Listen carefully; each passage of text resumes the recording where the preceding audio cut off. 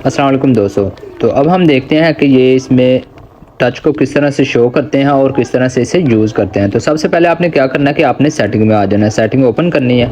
Open करने के बाद ये इंटरफेस आपके पास ओपन हो जाएगा। तो ठीक है, आपने एक्सेसिबिलिटी में आना है, इसे क्लिक करना है, ये इंटरफेस ओपन हो जाएगा। उसके बाद टच को क्लिक करना है, करने के बाद ये ऊपर है असिस्टिव टच। ठीक है, इसे क्लिक करेंगे, क्लिक करने के बाद इसे ऑन कर देना है ये असिस्टिव टच को। ठीक है, उसके बाद आपने थोड़ी सी सेटिंग करनी है। सेटिंग करनी है कि आपने ये नीचे है क्रिएट न्यू गेस्ट। अगर आपने अपना न्यू क्रिएट करना है, जिस तरह से भी आप करना चाहते हैं, आप यहाँ पे न्यू क्रिएट करें, आपने किस तरह से करना है। ठीक है, यहाँ पे वन टाइम आप क्लिक करेंगे, क्लिक करने के बाद ये क्रिएट हुआ और इसे सेव कर देंगे। सेव करने के बाद इसे आप अपना कोई सा भी नेम दे दें, जैसे हम दे देते हैं न्यू गेस्टर।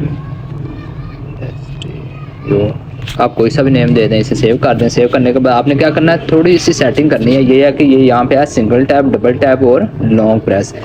तो आपने सिंगल टैप को नन ही रखना है, डबल टैप को आपने डबल टैप ही रखना है और लॉन्ग प्रेस को नन ही रखना है। ठीक है, इस तरह से आपको यूज़ करने में ईजी हो जाएगा। अब हम पीछे चले जाते हैं और देखते हैं कि किस तरह से इसे यूज़ करना है।